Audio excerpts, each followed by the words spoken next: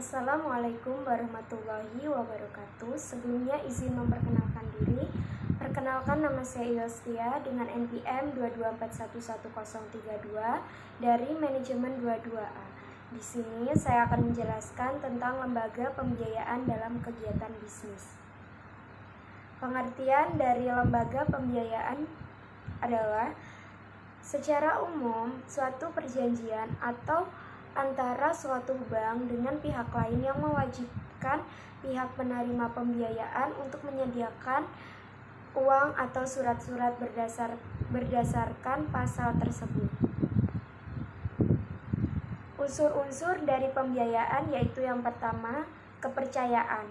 Kepercayaan yaitu memberi pinjaman bahwa pinjaman yang diberikan baik berupa barang, uang, atau jasa akan benar-benar dilunasi pada suatu waktu tertentu. Kepercayaan tersebut datang dari bank yang sebelumnya telah melakukan penelusuran internal dan eksternal terhadap nasabah. Dan yang kedua yaitu kesepakatan. Kesepakatan ini memuat unsur kepercayaan dalam pemberian pinjaman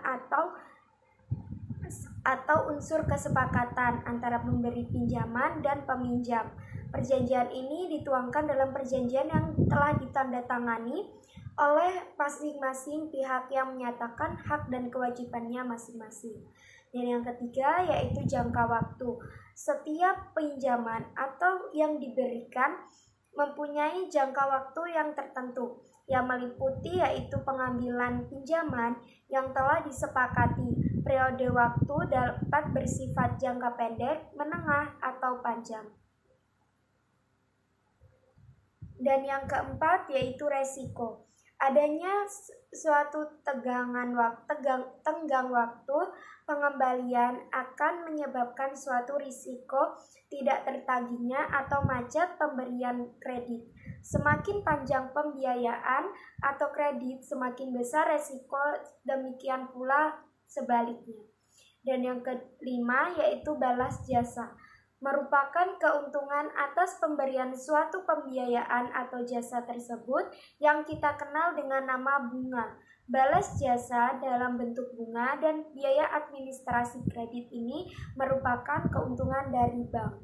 Dan ada beberapa jenis-jenis pembiayaan. Yang pertama yaitu berdasarkan kegunaannya, yaitu pembiayaan investasi. Pembiayaan investasi adalah pembiayaan jangka menengah dan panjang yang ditunjukkan untuk melakukan investasi atau penanaman modal.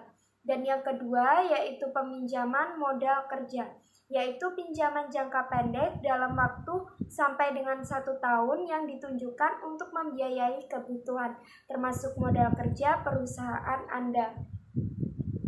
Dan yang kedua yaitu berdasarkan dari segi tujuan pembiayaan.